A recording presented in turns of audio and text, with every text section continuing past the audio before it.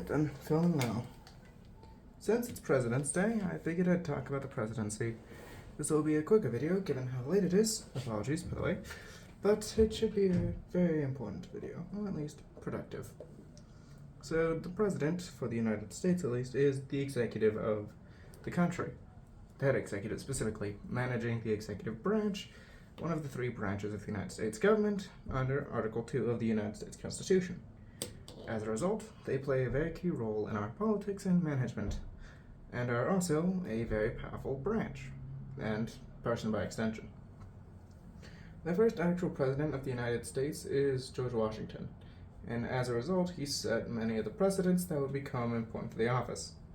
Now, while there were presidents of the Senate during the Articles of Confederation days, that wasn't the United States as we think of it. Different constitution, different government, and the states actually had autonomy more than they did now, so safe to say I wouldn't call that the same. As such, our first president is indeed Washington.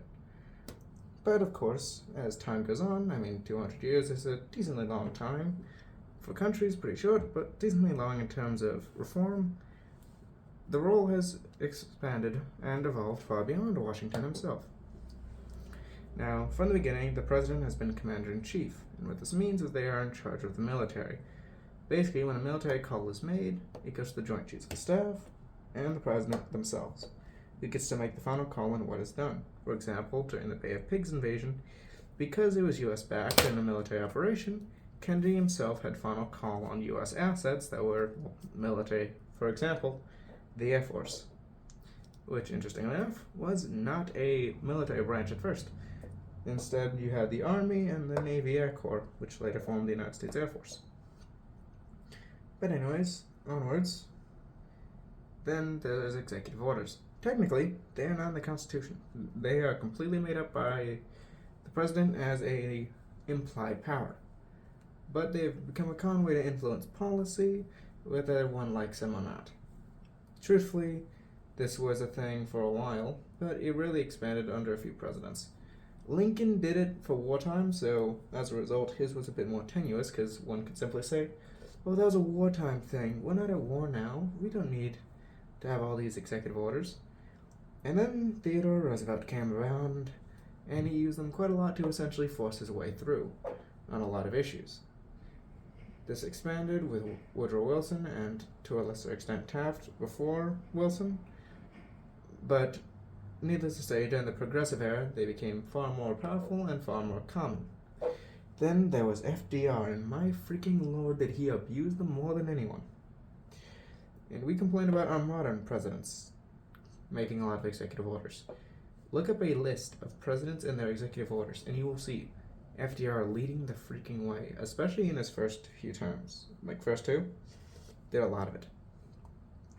And of course, because of that, and numerous other situations, the commander-in-chief has basically become very accustomed to using executive orders to get what they want. Now, of course, technically, Congress can just make a law that says, no, you're wrong, and that supersedes an executive order. But that requires Congress agreeing on anything, which is freaking miraculous in and of itself. So it's unlikely to happen. There's also an important role of the president as key diplomat. Basically, every president has... Excuse me. Basically, every president has, at one point or another, been an influential diplomat, or has otherwise negotiated as a diplomat for the United States. I think Biden might not have, but to be fair, he could have early on in his term. It's just unlikely given how, let's face it, severely mentally impaired he is, and was, during his term. Now, of course, this role as a diplomat is very important, and has sometimes even led to the United States president becoming an arbitrator. For example, when Russia and Japan were at war in the early 1900s, 1904 to 1905, Theodore Roosevelt, of all people, was the diplomat who negotiated the peace treaty that ended the war between them. And so the president has a lot of power in diplomacy. Because sure, the head of Secretary of State often will do negotiations too, but the president is guaranteed to be the last one with a say-so, and so they have a lot of influence when it comes to diplomacy.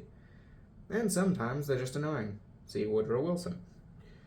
And then there's important aspect of it as executive, or the person who executes the laws, the president is also the person who oversees the departments which enforce laws implemented.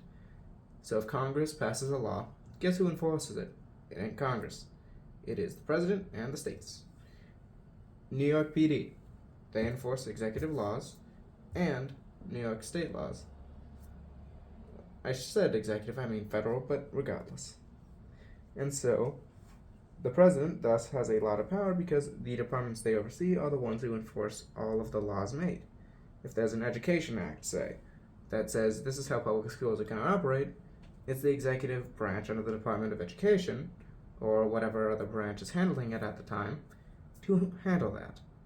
Or, in the case of suspected crimes, you might have the Federal Bureau of Investigations, or the Department of Justice handling it.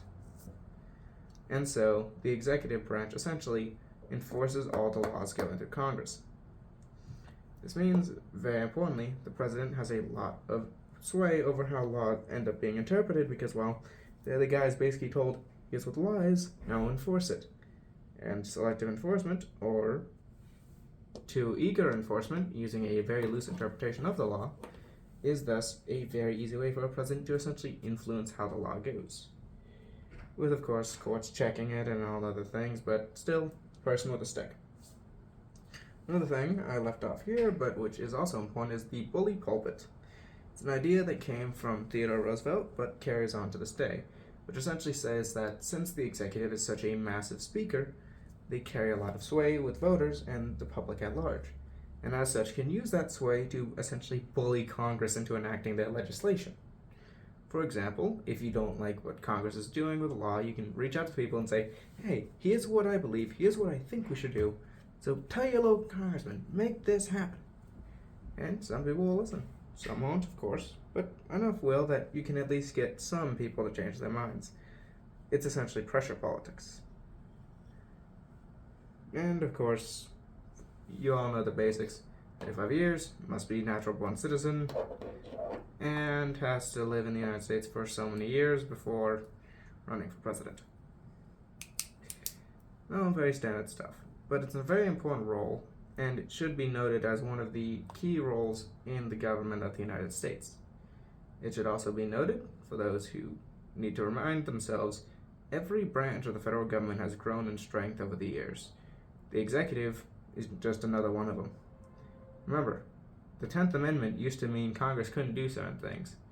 But with the Elastic Clause, they have taken it upon themselves to do many more things, from intervention in education, healthcare, regulations across basically every aspect of business, and more. The president has done the same, especially with executive orders and military command. Happy President's Day. I hope you enjoyed.